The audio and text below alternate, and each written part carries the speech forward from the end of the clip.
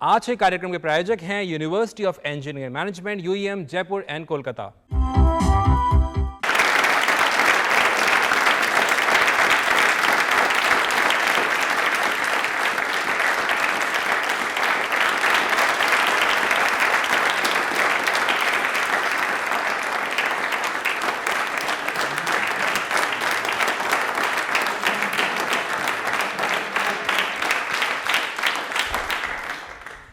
नमस्कार, सत श्री अकाल, आदाब। दूरदर्शन के बेहतरीन कार्यक्रम प्रश्नोत्तरी में मैं उपलब्ध सक्सेना आप सभी का और हमारे करोड़ों दर्शकों का स्वागत करता हूं, अभिनंदन करता हूं। प्रश्नोत्तरी, इसमें कोई दो राहें नहीं है, कोई सवाल नहीं है कि बहुत सालों से आपके दिलों पे राज करता आ रहा है। और अगर हम राज की बात करें, यानी कि एक किंगडम की बात करें या फिर एक बेंचमार्क सेटर की बात करें, तो हमारा देश भी कहीं पीछे नहीं है। एक बार हम सब दिल से तालियां बजाएंगे और आपको वजह बताऊंगा क्यों बजाएंगे। पहले एक बार तालियां बजाइए जोरदार।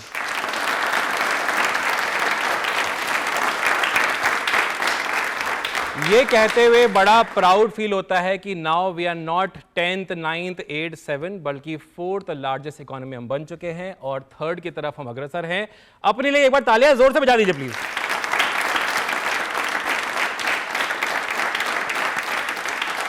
जब मैं इकोनॉमी की बात करता हूं, जब मैं डेवलपमेंट की बात करता हूं, जब मैं टेक्नोलॉजी की बात करता हूं, क्योंकि आज बहुत सारे यंगस्टर्स, युवा साथी हमारे साथ बैठे हुए हैं, मेरा एक सवाल आप लोगों से मैं जानना चाहता था। आप हाथ खड़ा करके बता सकते हैं, आप में से कितने लोग हैं जो प्लान कर रहे हैं इंडिया से बाहर जाने का, चाहे वो पढ़ाई के लिए हो, जॉब के लिए हो, बिजनेस के लिए हो, ट्रैवल नहीं, मैं एक करियर ऑब्जेक्टिव या करियर प्रोस्पेक्ट से आपसे जानना चाह रहा हूँ। कितने ऐसे बच्चे हैं, लोग हैं, यंगस्टर्स जो जाना चाहते हैं इंडिया से बाहर? ऑलमोस्ट ना। इसका रीज़न क्या है? इसका रीज़न ये है क्योंकि हम बहुत तेज़ी से बढ़ रहे हैं और इस बात को हम जानते हैं कि इंडिया में रह करके जो हमारी ग्रोथ हो सकती है, शायद वो इतनी ग्रोथ मिल जाए, शायद, लेकिन पॉसिबिलिटी ज़्यादा कब है जब हम इंडिया में रहते हैं, इंडिया की इस फास्टेस्ट डेवलपिंग इकोनॉमी का एक हिस्सा बनते हैं, अपने परिवार के साथ रहते हैं और साथ ही साथ में देश का नाम पूरी दुनिया में रोशन करते हैं। तालियां अपने लिए एक बार जोरदार बजा दीजिए प्लीज।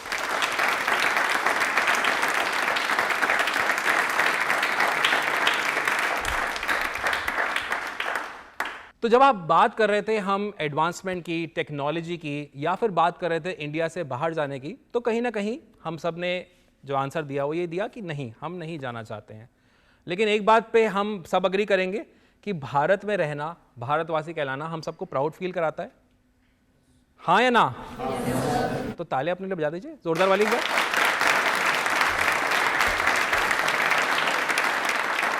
तो अब बढ़ते हैं प्रश्नोत्तरी के पड़ाव की तरफ, जिसमें यहां से आएंगे सवाल, आप अपने हाथ खड़े करेंगे अगर आप जवाब जानते हैं और वो आपको इन पुरस्कारों की तरफ लेके जाएंगे। तैयार हैं आप लोग? आवाज नहीं आई। तैयार हैं आप लोग? हाँ, अब आवाज आई, यस सर। चलिए बढ़ते हैं मेरे पहले सवाल की तरफ। मेरा पहला सवाल जो आ रहा है वो आ रहा है हमारे माननीय प्रधानमंत्री से जुड़ा हुआ। हाल ही में भारत के माननीय प्रधानमंत्री श्री नरेंद्र मोदी जी, इनको नामीबिया में सर्वोच्च नागरिक पुरस्कार से सम्मानित किया गया है। आपको मुझे बताना है कि जो सम्मान है, जो पुरस्कार उनको मिला है, उसका नाम क्या है और यह पुरस्कार माननीय प्रधानमंत्री जी को कब प्राप्त हुआ?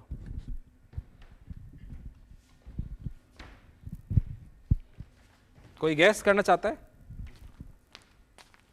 चलिए, पुरस्कार का नाम मैं बता दूंगा। कोई गैस करना चाहता है कब मिला? गैस करना चाहते हैं जी?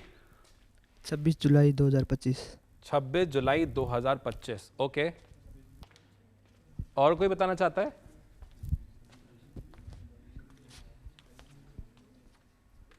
गैस करना चाहते हैं? लास्ट गैस ले ले। चलिए आपसे ही पूछ लूंगा मैं जी। खड़े होके बात करिए। 26 मई 2025। ओके, आप बताइए। 26 मई 2025। ओके, सही जवाब है? नहीं, तो ये घर मेरे जा रहा है ना आज। सही जवाब ये नहीं है। मैं आपको बताना चाहता हूं, भारत के माननीय प्रधानमंत्री श्री नरेंद्र मोदी जी को नामीबिया में जो सर्वोच्च नागरिक सम्मान मिला है उसका नाम है order of the most ancient Welwitschia mirabilis. ये इसका नाम है। थोड़ा देखिए क्योंकि नाम इतना बड़ा है एंड ऑफ कोर्स उनकी लैंग्वेज में है। और ये पुरस्कार या ये सम्मान उनको मिला है 9 जुलाई 2025 को। और आपको बताना चाहता हूँ, माननीय प्रधानमंत्री को जब ये सम्मान मिला तो उनके शब्द क्या थे? ये मेरा सम्मान नहीं है, ये हर एक भारतवासी जो 140 1.4 बिलियन या उससे ज्यादा भारतवासी, उनका सम्मान है। एक बार तालियां प्रधानमंत्री जी के लिए जोरदार वाली होनी चाहिए प्लीज।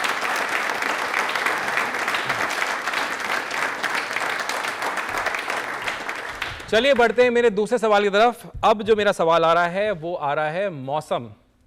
मौसम सुनकर के स्माइल आ गई, मौसम बन जाता है ना इसलिए। चलिए, तो मेरा सवाल आ रहा है, भारत सरकार द्वारा हाल ही में मौसम पूर्वानुमान को लेकर कौन सी प्रणाली विकसित की गई एवं इसे कब लॉन्च किया गया? आपको मुझे इसका आंसर बताना है कि प्रणाली क्या है और इसको लॉन्च कब किया गया। 2 हाथ उठे हैं, 3 4 हल्के हल्के उठ रहे हैं। पहले हाथ उठा था पीछे से, तो हम पीछे आते हैं। अब आप हाथ नीचे कर सकते हैं, आगे आपके पास में मैं जी। BFS 26 मई 2025। ओके, सही जवाब है? कोई और कुछ और जवाब देना चाहता है? नहीं है सही? बताइए फिर, आप सही बताइए जी। BSF 26 मई 2025। इन्होंने क्या बताया था? BFS बताया था, अलग बताया था। अलग बताया था। इन्होंने बताया BSF और आप क्या बता रहे हैं? नहीं, मैंने बताया BSF। BSF आपने बताया, इन्होंने क्या बताया था? BFS। आपने BFS बताया था और ये BSF बता रहे हैं। ओके ठीक है, 26 मई 2025, ठीक है। और कोई ट्राई करना चाहता है? फुल फॉर्म में बता सकता है इसकी, तो कंफ्यूजन दूर हो जाएगा। अच्छा चलिए फुल फॉर्म की तरफ, अब क्योंकि आप बता चुके हैं इसलिए मैं आ रहा हूं आपके पास में जी। भारत पूर्वानुमान प्रणाली। तो क्या हुआ ये? BFS। हाँ, तो BSF शायद जवाब सही नहीं है। अपना नाम बताइएगा एक बार। अंकित। अंकित के लिए एक बार तालियां जोरदार बजा दीजिए, जोरदार वाली बात है।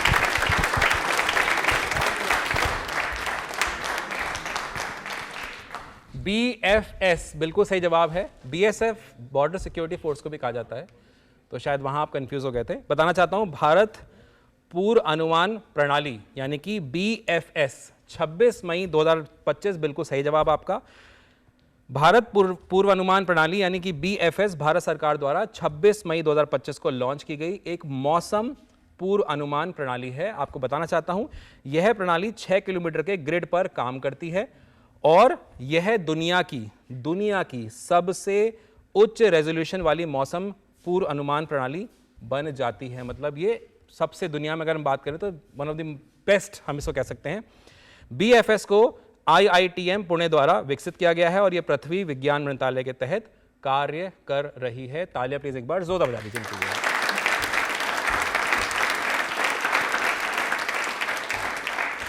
अच्छा, भारत की बात करें या भारत की गवर्नमेंट की बात करें, भारत के लोगों की बात करें, तो एक हमेशा गवर्नमेंट का स्टैंड ले लीजिए आप या हमारे लोगों का स्टैंड ले लीजिए, हमेशा रहता है कि भारतवासी, जैसे मैंने अभी सवाल भी पूछा था आपसे, कितने लोग बाहर जाना चाहते हैं, लेकिन जो लोग बाहर जाते हैं, अगर कभी किसी रीज़न से, किसी वजह से वो वहाँ फंस जाते हैं, तो सबसे पहले गवर्नमेंट का कर्तव्य क्या होता है कि वहाँ से उनको सुरक्षित अपने देश में वापस लौटा के लेके आया जाए। और आप रीसेंट पास्ट की हिस्ट्री देख लीजिए, ऐसा कभी हुआ नहीं है कि ये ऑपरेशंस फेल हुए हों। मेरा सवाल उसी से जुड़ा हुआ आ रहा है। आपको मुझे बताएं, आपको हिंट दे चुका हूं, भारत सरकार द्वारा ईरान और इजराइल के संघर्ष क्षेत्र, लड़ाई हुई थी इन दोनों देशों में, संघर्ष क्षेत्र में फंसे भारतीय नागरिकों को निकालने के लिए शुरू किए गए विशेष अभियान का क्या नाम है? आपको वो नाम बताना है जो इस अभियान को दिया गया। हाँ, अब स्माइल थोड़ी सी आई चेहरे पे कि ये थोड़ा क्वेश्चन ऐसा है जिसको हम शायद आंसर कर पाएंगे। ये कौन बोल रहा है? आ जाओ। आप ही बोल रहे हो? बोले मैं ही बोल रहा हूं। नहीं, अभी इंतजार करना पड़ेगा, आपके पास आते हैं जी। ऑपरेशन सिंधु। ऑपरेशन सिंधु। सिंधु, नाम बताइए अपना। श्वेता कुलदीप। श्वेता कुलदीप। और क्या बताना चाहता है? यह आंसर सही है? सही है, दे दीजिए इनको श्वेता को पुरस्कार। ताली एक बार जोरदार बजा दीजिए श्वेता के लिए।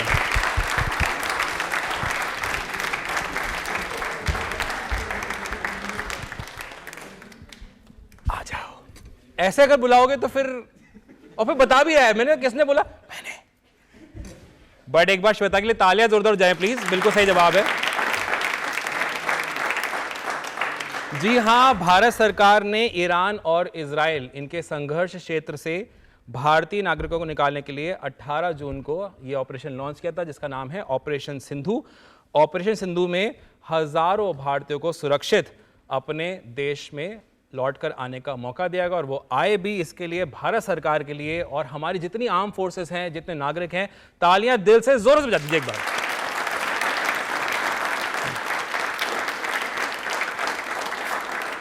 चलिए बढ़ते हैं अब अगले सवाल की तरफ। अगला सवाल बड़ा ही एक और ऐसा सवाल है जो गौरवान्वित करने वाला है भारतवासी होने पे। तो मैं आपको सवाल वो आपसे पूछूंगा, देखते हैं आप में से कितने लोग उसको सही तरीके से गैस कर पाते हैं। मेरा अगला सवाल ये आ रहा है कि वर्ष 2025 में अंतर्राष्ट्रीय अंतरिक्ष स्टेशन यानी कि ISS अंतरिक्ष मिशन पर कौन से भारतीय गए थे? आपको मुझे उनका नाम बताना है, साथ ही साथ में आपको मुझे बताना है कि इस मिशन का नाम क्या रखा गया है। तो कौन से भारतीय इस मिशन पे गए और इस मिशन का नाम, दोनों आप बता दीजिए, पुरस्कार मैं आपको दे दूंगा। एक ही आदमी खेलने आएगा आज प्रश्नोत्तरी? बोले मैं ही सारे जवाब दूंगा, और भी लोग हैं उनके पास आते हैं। नहीं आता जवाब तो तैयार होकर आया था कि आपसे पूछूंगा, इतने प्यार से बुला रहे थे। चलो यहाँ पे पूछ लेता हूँ जी। शुभांशु शुक्ला।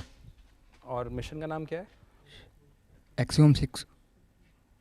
दोबारा थोड़ा सा आराम से बोले, पुरस्कार आ जाए, बाकी कुछ भी XYZ बोल करके। हाँ आराम से, हाँ बताइए। एक्सियोम 6। एक्सियोम 6। चलिए अपना नाम बता दीजिए, कोई बात नहीं, मैं वो सही कर दूंगा। आप अपना नाम बताइए। अर्पित पांडे। सोचने लगे मेरा नाम अर्पित पांडे। अर्पित पांडे। तालियां अर्पित के लिए बजा दो, आराम से सांस ले लो।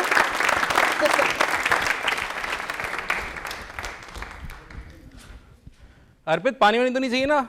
सब बढ़िया चंगा?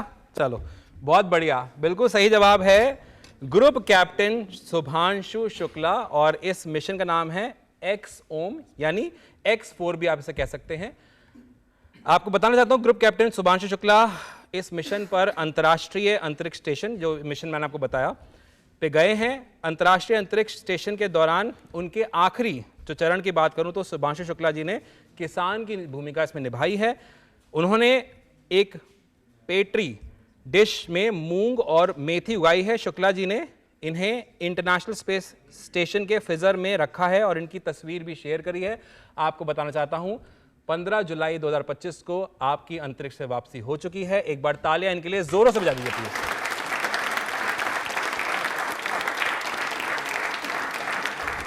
अब जैसे ये थोड़े से सहम गए थे, घबरा गए थे, एक और चीज से हम बहुत घबराते हैं। वो क्या होता है? जब हमारे वेदर चेंजेस होते हैं। वेदर चेंज होता है तो क्या होता है यार, अब हम बीमार पड़ जाएंगे, जुकाम हो जाएगा, बुखार हो जाएगा। तो उन वेदर चेंजेस से हम कैसे बचें? जैसे कि मानसून हुआ, गर्मी हुई, सर्दी हुई, बरसात हुई, मानसून मतलब बरसात हुई, इसमें कैसे बचें? इस चीज़ को जानने के लिए मैं आप सभी से रूबरू कराना चाहता हूं डॉक्टर अखिल गुप्ता। आप कंसल्टेंट फिजिशियन हैं। एक बार तालियां अखिल से लीजिए, जोरदार हो जाए, जोरदार हो जाइए।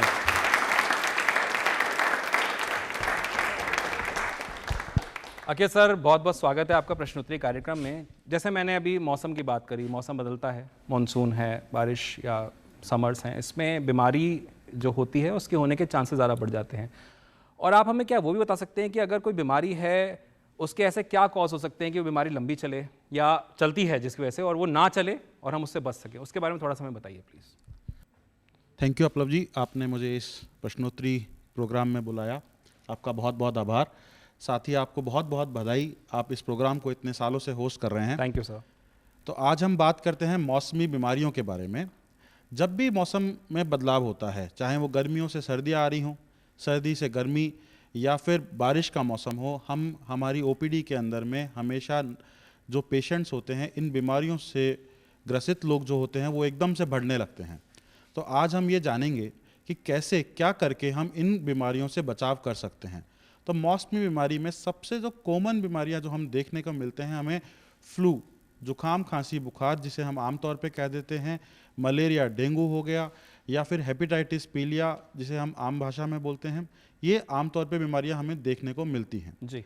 ठीक है। तो इसमें जो इसका जब प्रिवेंशन की हम बात कर रहे हैं, तो प्रिवेंशन के अंदर में सबसे इम्पॉर्टेंट होता है आपका संतुलित आहार।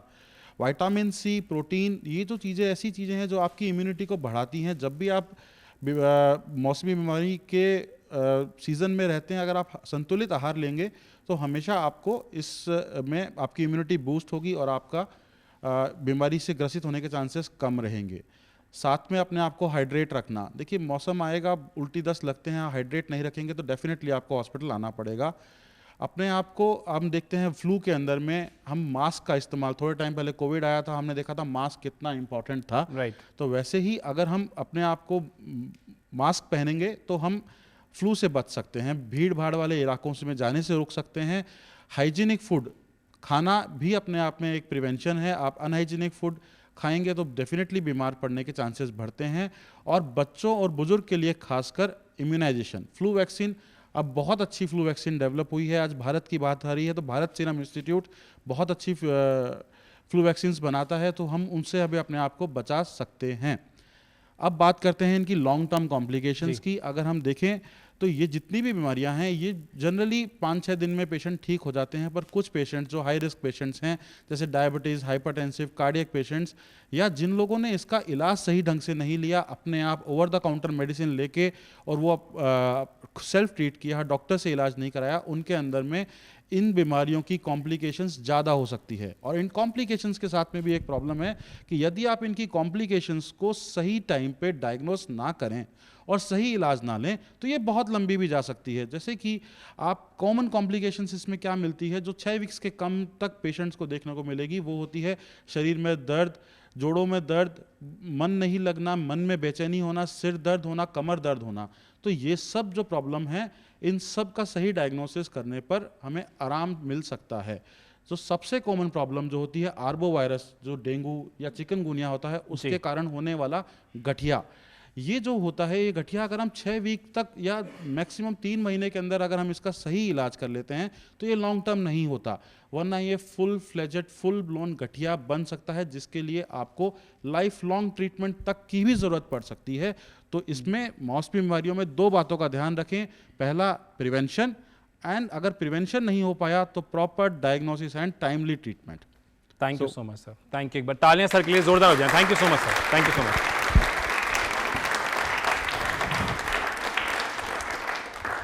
अगे sir on a lighter note एक बात आपसे शेयर करूंगा। आपने बहुत वाइटल इन्फॉर्मेशन शेयर करी, लेकिन जब आप कहते हैं मन नहीं लगना, सब देख रहे थे हैं ये तो हमारा वैसे ही लगता है, इसका इलाज क्या है? बट एक बार तालियां सर के लिए जोरदार हो जाए, बहुत अच्छी इन्फॉर्मेशन हमारे से शेयर करी है।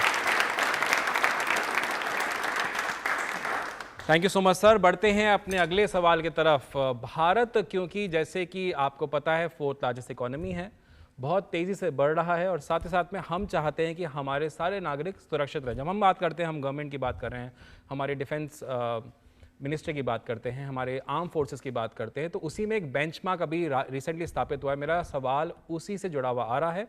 आपको मुझे ये बताना है कि भारत में पहली बार रात के अंधेरे में लड़ाकू विमानों की नाइट लैंडिंग ड्रिल कहाँ की गई थी? आपको मुझे वो जगह बतानी है जहाँ की गई थी, फिर मैं आपको इसके बारे में डिटेल्ड इंफॉर्मेशन दूंगा।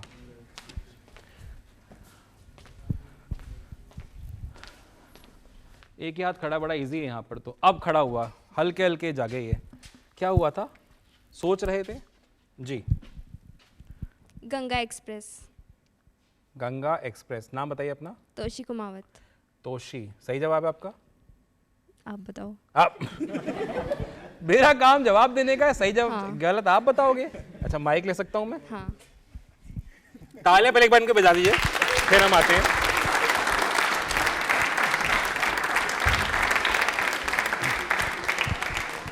अच्छा, अभी तक मुझे लगता था कि सवाल यहां से आएंगे, जवाब वहां से आएंगे। लोग कह रहे हैं ऐसा ही क्यों, यहां से भी आ सकते हैं सवाल, आप भी जवाब दे सकते हो। प्रश्नोत्तरी है तो दोनों तरफ सवाल जवाब चलेंगे। तोशी, ताली एक बार जोरदार बजा दीजिए इनके लिए दोबारा। बिल्कुल सही जवाब है ये गंगा एक्सप्रेसवे। इस एक्सप्रेसवे का नाम है, आपको बताना चाहता हूं, गंगा एक्सप्रेसवे यानी भारत की हवाई शक्ति का नया रण क्षेत्र। आपको बताना चाहता हूं, ये 3.5 किलोमीटर लंबी विशेष पट्टी को युद्धकाल और आपदा के समय हवाई पट्टी की तरह इस्तेमाल किया इसका जा सकेगा, इसके लिए बनाया गया है। आपको बताना चाहता हूं, भारतीय वायुसेना की रणनीति शक्ति का प्रतीक ये बन चुका है, इसी के लिए इसको प्लान किया गया था और एग्जीक्यूट किया जा चुका है।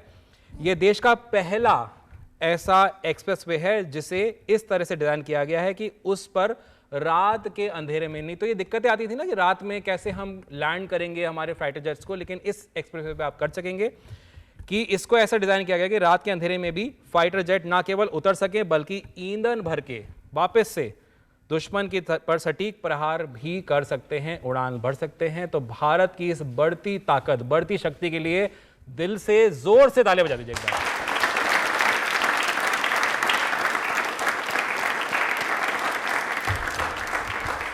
अब जब हम बात कर रहे हैं हमारी डिफेंस की, तो उसी से जुड़ा हुआ मैं एक और सवाल आपसे ले रहा हूं जिससे कि मजबूती और ज्यादा आए, दुश्मन थर-थर कांपे और कहीं से भी हम पीछे ना रह जाएं, कमी कहीं से छूट ना जाए। इसी कड़ी में एक और जो मेरा सवाल आ रहा है वो ये आ रहा है कि भारत ने, मैं आपको मंथ बता देता हूं, मई 2025 में मंगोलिया के साथ में एक सैन्य अभ्यास किया था। आपको मुझे उस सैन्य अभ्यास का नाम बताना है, फिर मैं आपको उसके बारे में डिटेल बताऊंगा। क्या नाम है उसका? क्या नाम है उस सैन्य अभ्यास का जो भारत ने मंगोलिया के साथ मिलकर किया है? अब पहले हाथ खड़ा कर लिया, जैसे ही मेरा क्वेश्चन खत्म हो रहा था ना कि मैं देख लो, मैंने हाथ पहले खड़ा कर दिया है, लेकिन अब मैं इस साइड आया हूं, इस साइड नहीं आया हूं मैं। ओहो हो, क्या फायदा हाथ खड़ा करने का, है ना। चलो आपके पास आता हूं मैं जी, खड़े होके बताओ। Nomadic elephant. नोमैडिक एलिफेंट, नाम बताओ अपना। सलोनी यादव। सलोनी, सही है जवाब? आधो को तो पता ही नहीं है, बोले सही होगा। अब आप जब पुरस्कार आपने दूसरे हाथ में ले लिया, सही होगा। तालियां तो बजा दो एक बार जोरदार वाली।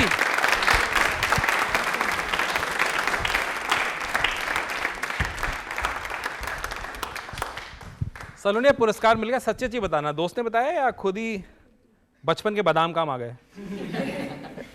आ गए, बोले यार पुरस्कार जा रहा है, कुछ और था ये। जवाब सही है, नोमैडिक एलिफेंट। इस जो ये मंगोलिया के साथ में भारत ने युद्ध अभ्यास किया था, इसका नाम है। बताना चाहता हूँ आपको, मंगोलिया की राजधानी उलान बेटर में ये हुआ था, जिसमें भारतीय और मंगोलिया विशेष बलों ने साझे रूप से पहाड़ी युद्ध रणनीति का अभ्यास किया था।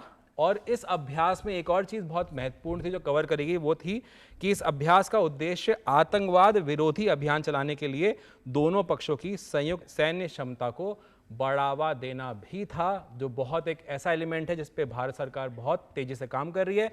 एक बार तालियां हमारे सभी जितने भी आर्म फोर्सेज के लिए बजा दीजिए। चलिए एक सवाल बड़ा इजी सा मैं पूछता हूं, ये सवाल तो मुझे लग रहा है सभी के हाथ खड़े हो जाने चाहिए। ये आउट ऑफ द बॉक्स मैं सवाल पूछ रहा हूं। हम जब भी किसी का पता लिखते हैं तो हम उसका प्लॉट नंबर या फ्लैट नंबर लिखते हैं, फिर एक पूरा पता होता है जिसमें कि स्ट्रीट नेम होता है, शहर का नाम होता है, और एक चीज़ और लिखते हैं हम उसमें, वो होता है पिन कोड। मेरा सवाल उससे जुड़ा हुआ आ रहा है। आपको मुझे दो क्वेश्चन, क्योंकि बहुत इजी रहेगा इसलिए मैं इसमें दो ऐड कर दे रहा हूं। आपको मुझे बताना है कि वो पिन कोड इंडिया के अंदर कितने डिजिट का होता है, और साथ ही साथ में आपको मुझे ये भी बताना है कि आप सबके पास आधार कार्ड होगा, उसमें कितने डिजिट होते हैं। पिन कोड की डिजिट, आधार कार्ड की डिजिट अगर आपने मुझे बता दी, मैं आपको पुरस्कार दे दूंगा। और काफी सारे हाथ खड़े हो गए। इस साइड से एक मन्ने बेरो कोणी, ओके, और कोई इस साइड से। अरे भाई मिल तो गया है, क्या चाह रहे हो? और भी लोग आए हुए हैं यार यहाँ पे, ताली बजाने आए, दोबारा चाहिए? लालची, ये देखो, हाँ आपके पास आ गया मैं, आपने बुलाया था ना, इधर आ जाओ, बताओ। पिन कोड होता है वो 6 अंकों का होता है, और आधार नंबर होते हैं वो 12 होते हैं। अच्छा, आपका नाम क्या है? मेरा नाम अंकित चौधरी। अंकित चौधरी, सही जवाब है, कंफर्म? हम्म। तालियां एक बार अंकित के लिए जोरदार बजा दो।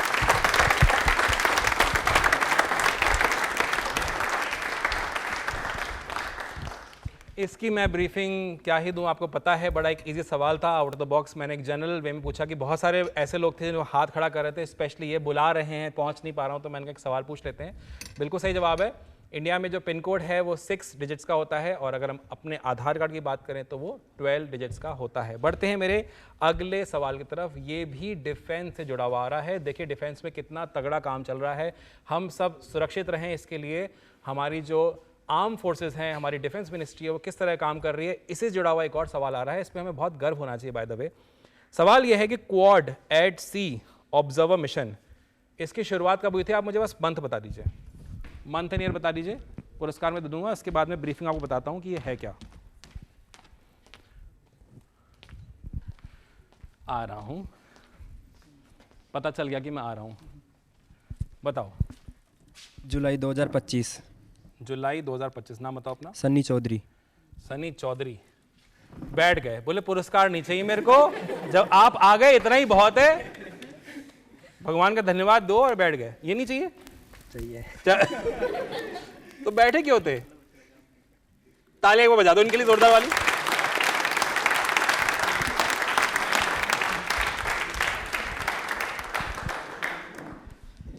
जी हाँ, हिंद प्रशांत क्षेत्र में समुद्री सहयोग को बढ़ावा देने के लिए एक ऐतिहासिक पहल के तहत आपको कंट्रीज बताना चाहता हूं कौन कौन सी हैं, क्योंकि क्वाड में आती हैं।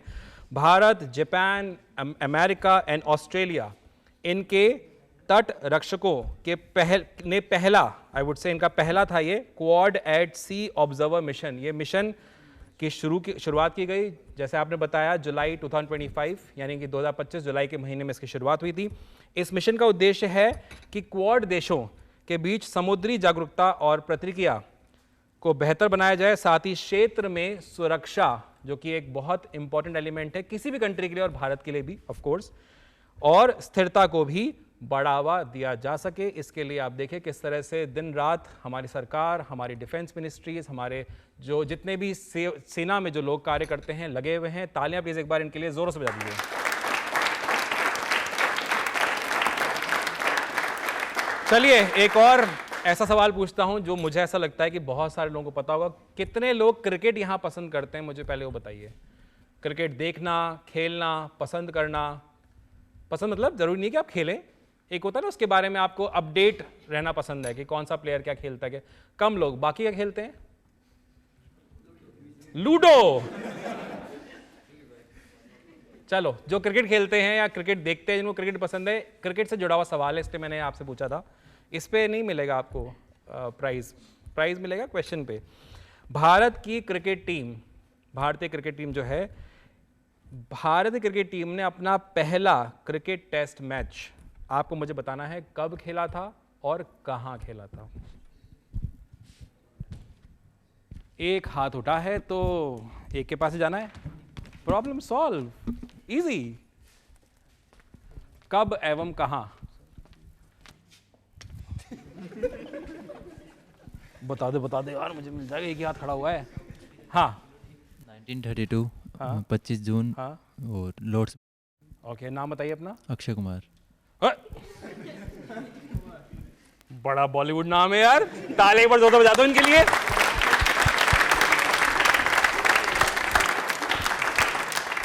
सही जवाब है, भारतीय क्रिकेट टीम ने अपना पहला जो टेस्ट मैच है, जो पहला क्रिकेट टेस्ट मैच है, वो लॉर्ड्स के मैदान में खेला था। बिल्कुल आपने सही जवाब दिया, 25 जून, और साल था 1932। और उसके बाद से आप जानते हैं कि भारतीय क्रिकेट टीम किस तरह के बेंचमार्क स्थापित कर रही है। फिर वो वर्ल्ड कप जीतना हो या फिर दुनिया की नंबर 1 टीम बनना हो क्रिकेट में, या दूसरे ओपोनेंट टीमों को पसीने छुड़ाना हो, भारतीय क्रिकेट टीम के लिए तालियां एक बार जोरदार बजा दीजिए।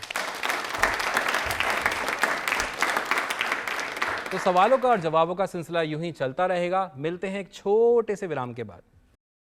आज के कार्यक्रम के प्रायोजक हैं university of engineering management, UEM Jaipur and Kolkata. UEM Jaipur is a perfect target for prospective students aspiring for good jobs, good education with future-ready skills.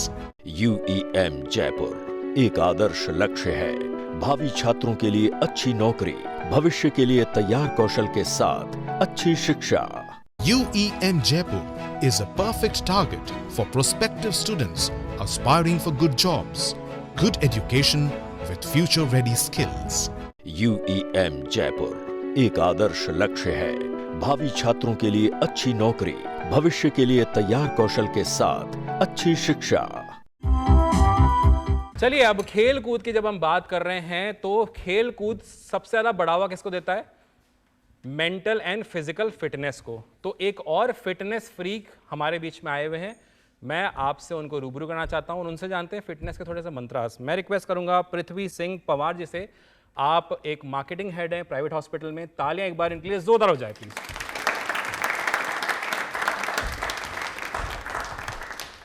Prithvi sir, बहुत बहुत स्वागत है प्रश्नोत्तरी बहुत बहुत धन्यवाद अपलव, आपने प्रश्नोत्तरी जैसे कार्यक्रम जो कि एक लेजेंडरी शो है 34 साल से चला आ रहा है, इसमें बुलाया।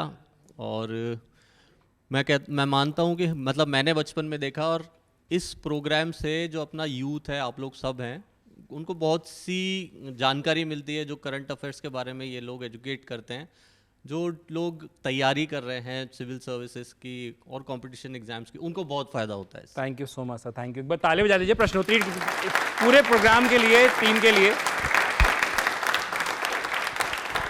पृथ्वी सर, फिटनेस की बात हो रही थी और आपने 1 किलो खून बढ़ा दिया है तारीफ करके, लेकिन अगर हम बात करें, आप खुद एक फिटनेस फ्रीक हैं, आप फिटनेस पे बहुत ध्यान देते हैं। फिटनेस क्यों ज़रूरी है, कितनी ज़रूरी है? क्योंकि अभी हमने स्पोर्ट्स की बात करी, उसमें भी फिटनेस ज़रूरी है, क्यों ज़रूरी है? तो फिट रहना बहुत ज़रूरी है। फिट रहना क्यों ज़रूरी है? फिटनेस से ज़रूरी नहीं है हम लोग फिजिकल फिट हों, हमारी मेंटल फिटनेस भी बहुत अच्छी रहनी चाहिए। तो फिट रहने से हमको दोनों फ़ायदे होते हैं, हम फिजिकली भी फिट रहते हैं और मेंटली भी फिट रहते हैं जी। इससे हमको क्या होगा, हमारी जो रोग प्रतिरोधी क्षमता होती है, जिसको अपन बोलते हैं डिजीज से फाइट करने की इम्यूनिटी पावर, वो बढ़ती है और एक अच्छी जीवन शैली हमको मिलती है जीने के लिए। तो बेनिफिट में सबसे पहले अपन लेते हैं तो शारीरिक स्वास्थ्य की अगर अपन बात करें तो जिस तरीके की हृदय रोग हो गए, डायबिटीज़ हो गई और दूसरी भी जो बीमारियां होती है, तो उससे हम बच सकते हैं अगर हम रेगुलरली एक्सरसाइजेस करते हैं। ज़रूरी नहीं है बहुत लॉन्ग टर्म, बहुत ज़्यादा, बहुत सीवियर, बहुत इस तरीके की एक्सरसाइज, बट एक नॉर्मल एक्सरसाइज भी आप रनिंग कर रहे हैं या ब्रिस्क वॉकिंग कर रहे हैं, एक आधा घंटा 15-20 मिनट हम रोज़ दे रहे हैं, तो हम लोग फिजिकली फिट रह सकते हैं। सेकेंडली अगर मैं बात करूँ तो मेंटल हेल्थ, अगर हम फिट हैं तो हमारी नींद बेहतर होती है, हमारा स्ट्रेस लेवल कम होता है, तो मेंटल हेल्थ हमारी अच्छी रहती है। तीसरी अगर हम बात करें तो हमारा एनर्जी लेवल बना हुआ रहता है, अगर हम एनर्जाइज रहते हैं तो हमारी जो डेली की चीज़ें होती है, जो हम रोज़मर्रा का काम करते हैं, वो अच्छे से कर पाते हैं। राइट। चौथा, हाँ, वेट मैनेजमेंट बहुत ज़रूरी है। एक वेट को मैनेज करने के लिए तो एक्सरसाइज उतनी इंपॉर्टेंट है जितनी की डाइट। तो diet plus exercise is very important, maintain a very good health. Health अच्छी रहेगी, प्रॉपर आप वेट मेंटेन रखें, तभी आप हेल्दी रह सकते हैं। फिर अगर अपन और बात करते हैं तो सेल्फ कॉन्फिडेंस बढ़ता है। बहुत लोगों को हम देखते हैं बहुत पतला है या बहुत ऐसा मोटा है, तो सेल्फ कॉन्फिडेंस की एक कमी आ जाती है उन लोगों में। तो अगर हम ध्यान दे रहे हैं अपने शरीर पे, हम लोग एक्सरसाइज कर रहे हैं, डाइट प्रॉपर ले रहे हैं, एक स्वस्थ सा शरीर हमने बना रखा है, तो वो कॉन्फिडेंस हम में बढ़ता है, हम में सेल्फ रिस्पेक्ट बढ़ता है। और इसके अलावा हमारे पास क्या बेनिफिट हो सकता है हेल्दी रहने के लिए? हमारा लाइफ स्पैन जो है वो बढ़ जाता है। तो लाइफ स्पैन बढ़ जाएगा, हम डिजीज़ फ्री रहेंगे, स्ट्रेस फ्री रहेंगे, प्रॉपर डाइट मेंटेन कर रहे हैं, वेट मेंटेन कर रहे हैं जी। तो ओवरऑल पूरा बेनिफिट है आप लोगों को फिट रहने के लिए, एक्सरसाइज करने के लिए। 4 benefit: physical health, mental health, stress से मुक्ति और अच्छा लाइफ स्पैन। क्या बात है, thank you, thank you so much. तालियां पर जोरदार जाती है।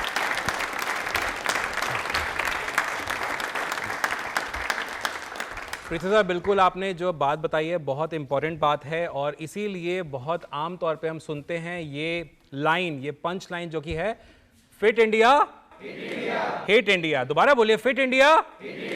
तो अगर अपने आप को भी अपने को हिट करना है तो फिट रहना बहुत ज़रूरी है। इसलिए चाहे आप योगा के माध्यम से करें, चाहे आप किसी भी माध्यम से करें, जैसे आपने बताया जॉगिंग कर सकते हैं, आप रनिंग कर सकते हैं, एक रेगुलर एक्सरसाइज करना बहुत ज़रूरी है मेंटल एंड फिजिकल वेलबींग के लिए। तालियां प्लीज एक बार जोरदार जैसा कि।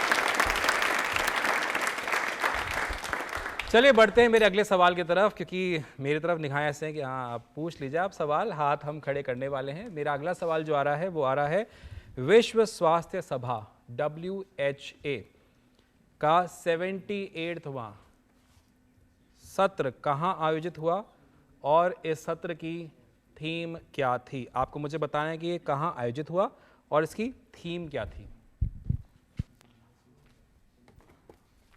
बता दिया? बता, अब नहीं, अब तो सच से बता। एक बार खड़े, मैं इनसे कुछ वार्तालाप कर लूँ। खड़े हो, किसने बताया? सच सच बताना। पहले तो कंफर्म मेरे को पता था कि कहाँ हुआ था, फिर बाकी और मैंने सोचा तो वो भी याद। सोचा नहीं? पीछे से साइड, इधर से हेल्प मिली या उधर से हेल्प? साइड वाला तो खुद ही सोच रहा है क्या साइड वाला खुद सोच, पीछे से नहीं खुद ने पता क्या? चलो यार, हो सकता है खुद ने। हाँ बताओ, चलो आपसे पूछ लेते हैं हम। जिनेवा स्विट्जरलैंड स्वास्थ्य के लिए विश्व थीम। स्वास्थ्य के लिए विश्व थीम। अच्छा, आपका नाम बताइए। सुरजीत चौधरी। सुरजीत चौधरी, सही जवाब या गलत है? अगेन वही, आधों को पता नहीं है, आधे बोल रहे सही होगा, अब जब पता नहीं है तो सही है। तालियां बजा दीजिए एक बार जोरदार वाली।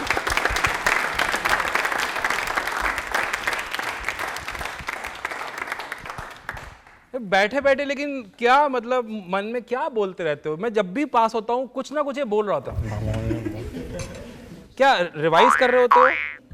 हाँ, कि कुछ पढ़ के तो मैं आया था घर से कि भाई प्रश्नोत्तरी में जा रहा हूँ तो बहुत सारा पढ़ के जाऊँ मैं, नहीं तो मैं जवाब नहीं दे पाऊंगा, लेकिन फिर वो मेमोराइज करना पड़ता है ना। ताली एक बार जोरदार बजा दीजिए इनके लिए पहले तो।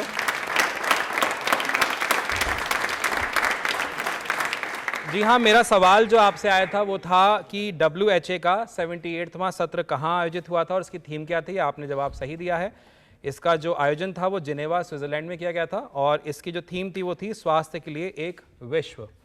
बताना चाहता हूँ मैं, स्विट्जरलैंड में जो आयोजित किया गया था इसका मुख्य उद्देश्य स्वास्थ्य के लिए एक विश्व थीम के तहत वैश्विक स्वास्थ्य चुनौतियों का समाधान करना था कि किस तरह से हम उनको लड़ सकते हैं, किस तरह से हम उनके पार पा सकते हैं।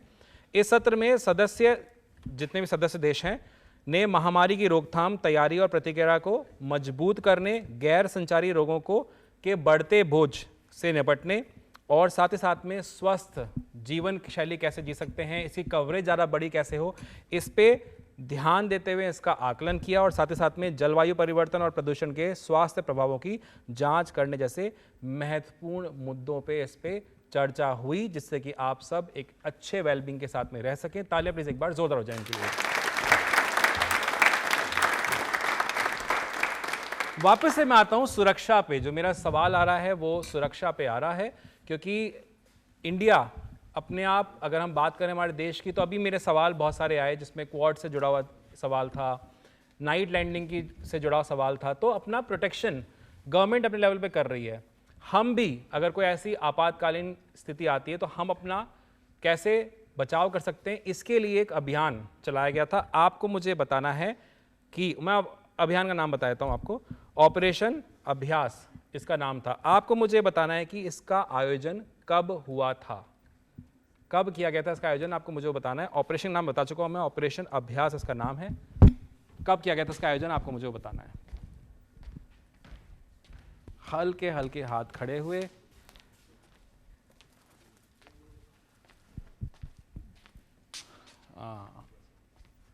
अब तो नीचे कर लो यार, मतलब लो सर, सुन ली आपकी बात हमने। कंफ्यूज कर दिया यार, किसके पास जाऊं? हाथ यार, मतलब कॉन्फिडेंस से खड़े नहीं है, किसका कॉन्फिडेंस से खड़ा होगा उसके पास आऊंगा मैं। ये देखो, ये ऐसे करके खड़ा कर कॉन्फिडेंस से। अभी नहीं खड़ा था, एकदम से खड़ा हो गया। उसने बताया आंसर, चल झूठे, कहीं ना कहीं से तो आया होगा ना। चलो इनसे पूछते हैं भैया से। हाँ, खड़े हो जाइए भैया आप। 7 मई 2025। 7 मई 2025। नाम बताइए अपना। परविंदर जांगीड़। परविंदर जांगीड़, ठीक है जवाब इनका। सर ये पूछा मत करो, मैं खुद नहीं आता है। ताली एक बार जोरदार बजा दो।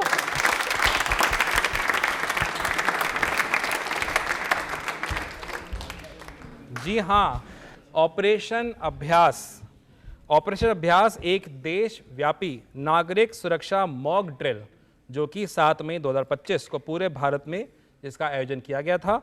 इसका आयोजन गृह मंत्रालय यानी कि MHA द्वारा किया गया था और राष्ट्रीय आपदा प्रबंधन प्राधिकरण NDMA द्वारा समन्वय इसको किया गया था। इस अभ्यास का उद्देश्य आपातकालीन प्रतिक्रिया क्षमताओं का आकलन करना और आपात स्थितियों में समन्वय में सुधार करना था कि कैसे आप आपस में कोऑर्डिनेट करते हैं, कैसे आप अपने आप को बचाते हैं, कैसे अपने आप आसपास के लोगों को बचाते हैं। उसके लिए 7 मई 2025 जैसे आपने बताया, ऑपरेशन अभ्यास का जो ऑपरेशन अभ्यास है उसको उस दिन प्रैक्टिस किया गया था। तालियां एक बार प्लीज जोरदार हो जाए इनके लिए। चलिए बढ़ते हैं मेरे अगले सवाल की तरफ। जो मेरा अगला सवाल आ रहा है वो आ रहा है नेशनल स्टैटिस्टिक्स डे। आपको मुझे सिंपली बताना है कि ये कब मनाया जाता है, और अगर हम बात करें वर्ष 2025 की, तो इस 2025 वर्ष में इस डे पे क्या थीम रखी गई है? आपको मुझे दोनों बताना है कि ये कब बनाया जाता है, यानी कि नेशनल स्टैटिस्टिक्स डे और 2025 की थीम या विषय क्या है इसका। एक ही हाथ खड़ा हुआ, हल्के हल्के जग रहा है, ट्यूबलाइट हल्के हल्के जल रही है ना जैसे जी। 29 जून राष्ट्रीय नमूना सर्वेक्षण के 75 वर्ष। ओके, आपका नाम बताइए। खुशी सैनी। खुशी मिल गई आपको कि मैं आ गया, क्योंकि 4-5 बार आप हाथ शायद खड़ा कर चुके थे आप। मैं आ नहीं रहा था ना, देखो भगवान ने सुन ली। Yes sir. यस पुरस्कार दे दो, ज़्यादा बात मत करो। कैसा लग रहा है आपको पुरस्कार जीत करके? सर बहुत अच्छा। लग तो नहीं रहा कुछ। सर बहुत अच्छा, खुश हो के बता। खुशी नाम है तो मतलब स्माइल आनी चाहिए चेहरे पे। तालियां बजा देगा खुशी के लिए जोरदार वाला।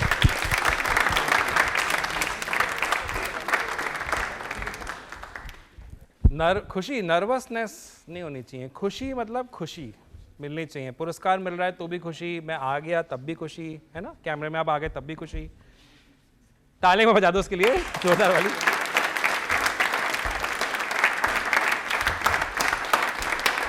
बस इतना ज़्यादा अच्छा मोटिवेट ज़्यादा करना है मुझे ऐसा लग रहा है ना, कि ऐसे नहीं आपने बोला तालियां बजानी तो आप देखो फिर।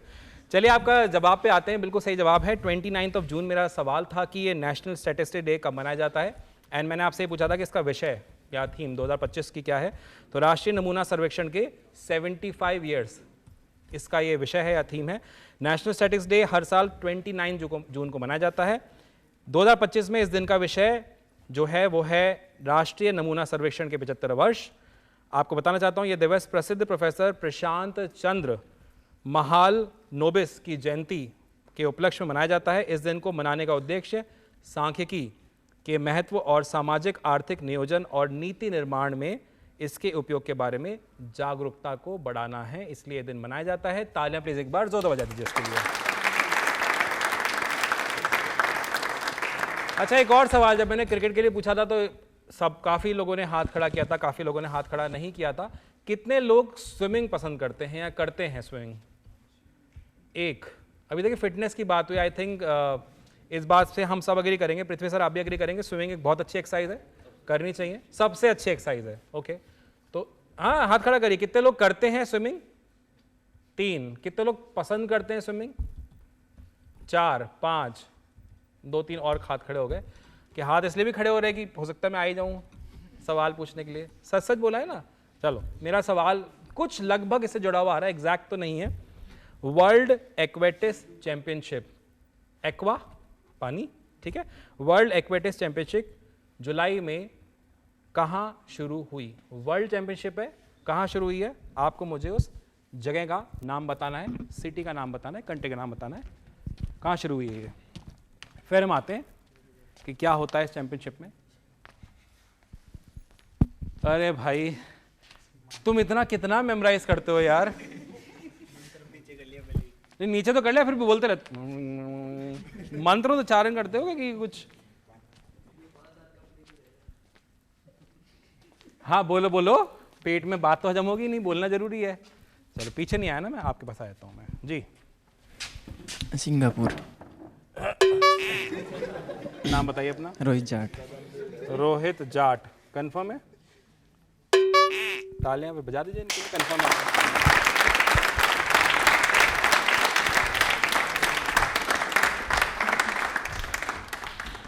रोहित उठने का तरीका बड़ा मतलब स्टाइलिश था। उठे, सिंगापुर।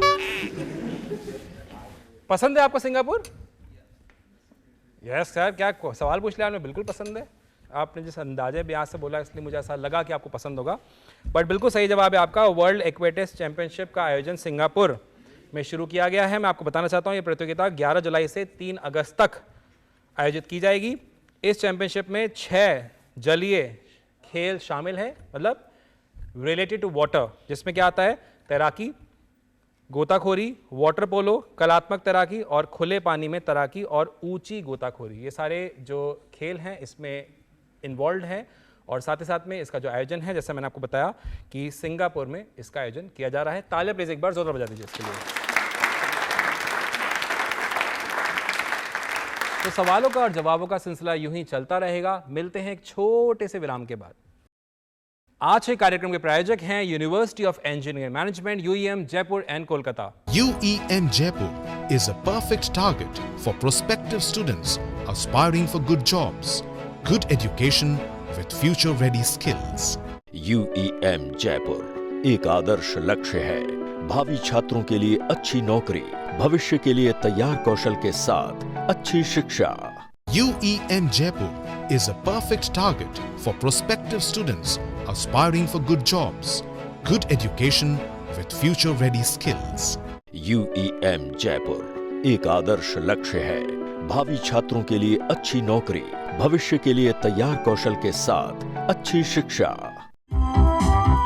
तो एक सवाल और मैं ले लेता हूं जिससे हो सकता है आपको पुरस्कार मिल जाए। आपको बस हाथ खड़ा करना है, कॉन्फिडेंस से करेंगे तो शायद मैं आपकी तरफ जरूर आऊंगा। मेरा अगला सवाल जो आ रहा है वो आ रहा है, भारतीय नौसेना को 9 जुलाई 2025 विशाखापट्टनम में अपना पहला स्वदेशी रूप से डिजाइन और निर्मित डाइविंग सपोर्ट वेसल DSV, जिसको हम शॉर्ट फॉर्म में कहते हैं, प्राप्त हुआ है। आपको मुझे सिर्फ इस DSV का नाम बताना है जो भारतीय नौसेना को 9 जुलाई 2025 को प्राप्त हुआ है। और ये स्वदेशी मेड इन इंडिया का एक बहुत मतलब बढ़िया नमूना है। आपको जिसका नाम बताना है। अच्छा जी, कॉन्फिडेंस,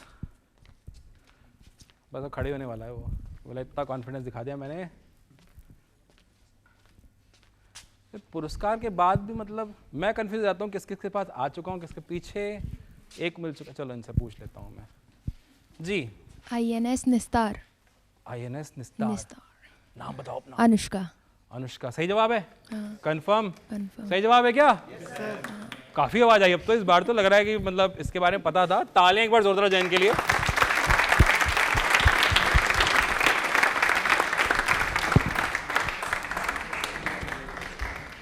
जी हाँ, आपका जवाब बिल्कुल सही है। और आपको बताना चाहता हूं यह जहाज यानी कि INS निस्तार, जैसे आपने बताया, समुद्र में गोताखोरी और बचाव अभियान चलाने में सक्षम है।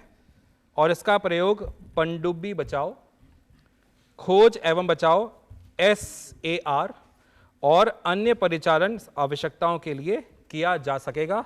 आपको इसमें बताना चाहता हूं कि निस्तार के अंदर यानी INS निस्तार जो मिला है हमारी भारतीय नौसेना को, 80% इसमें जो है से अधिक 80% और अबव स्वदेशी सामग्री का उपयोग किया गया है, जो भारत सरकार के आत्मनिर्भर भारत और मेक इन इंडिया अभियान के अनुरूप है। एक बार तालियां जोरों से बजा दीजिए इसके लिए।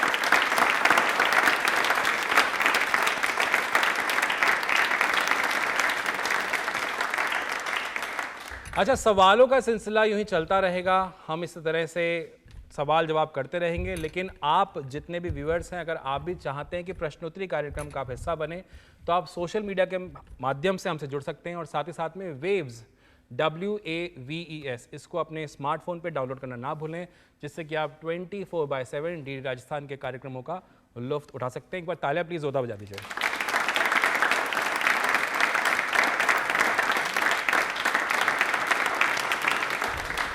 तो प्रश्नोत्तरी कार्यक्रम इसी तरह से आपकी जो जानकारी है, रोचक जानकारी आप तक पहुंचाता रहेगा, करंट अफेयर्स आप तक शेयर करता रहेगा। जैसे कि आज हमारे एक्सपर्ट ने बताया कि आप इसको इसी तरह देखते रहें, प्यार देते रहें, अपने आप को अपग्रेड करते रहें, फिर चाहे वो गवर्नमेंट जॉब हो या फिर अपने आप को अपग्रेड करना हो।